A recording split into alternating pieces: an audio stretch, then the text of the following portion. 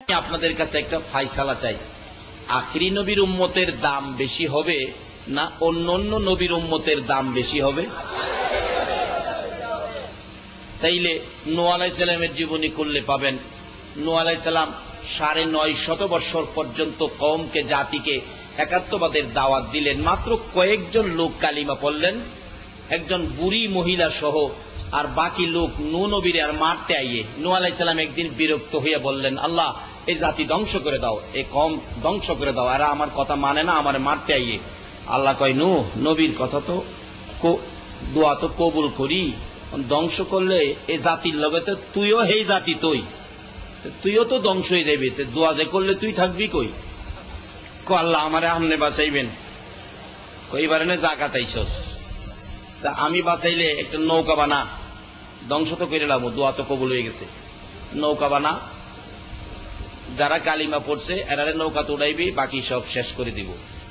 এই খবর পৌঁছলে বুড়িরে লক্ষ্য করে বুড়ির বাড়িতে খবর দিয়েছে, বুড়ি এরকম বিপদ হইব, বাঙ্গা সোলার থেকে পানি বেরিব, দুনিয়া কিয়ামত ধ্বংস হয়ে যাবে, এই সময় কিন্তু তুই নৌকাতে উঠিস, সব শেষ, নৌকা যারা উঠবে তারাই থাকবে, সব ধ্বংস হবে। কিন্তু ঘটনাক্রমে সব নৌকা তুলছে, পানি সমস্ত পৃথিবী শেষ, বুড়ি আর নৌকা আনতে নূহ নবীর মনে নাই। বুড়ি বলছিল, নূহ নবী আমি বুড়া মানুষ, আমার মনে থাকে না বাবা, আপনি আমারে মনে কিনে নিয়েন, কিন্তু নূহ নবীর মনে নাই। সমস্ত পৃথিবী পানির নিচে, যে জায়গায় জীবনে কোনোদিন পানি দেখে নাই, এই জায়গাতেও 40 ফুট পানি হয়েছে। মনে করেন আমেরিকার 111 তলা টাওয়ার, টাওয়ারের উপরেও মনে করেন 40 ফুট পানি, তা আর যাইবেন কই? পানিটার স্থায়িত্ব ছিল 40 দিন, সমস্ত পৃথিবী শেষ, ধ্বংস হয়ে গেছে। নৌকা শুকনার মধ্যে, পানি যখন শুকাইল নৌকায় লাগলো। আল্লাহ জিগাই, নূহ বুড়ি কই?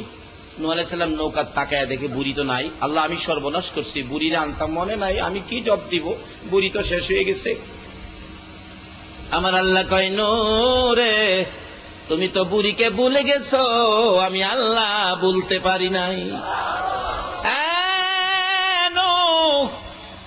তালাশ করে দেখ বুড়ির কেমন আছে, বুড়ির অবস্থা কি।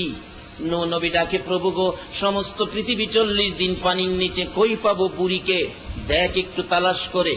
বুড়ির বাড়ি লক্ষ্য করে নূহ নবী দৌড়তে শুরু করলেন। কিছুক্ষণ দৌড়ানোর পর দেখা যায় বুড়ির ছোট্ট গড়খানি এখনো আছে, দেখা যায়।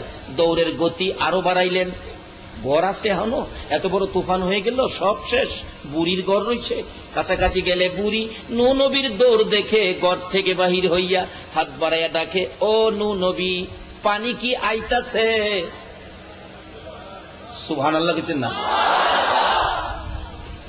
নূহ নবীর জিগাই পানি আইতাছে নি, এতে কি বোঝা গেল? বুড়ি কি পানির খবর পাইছে?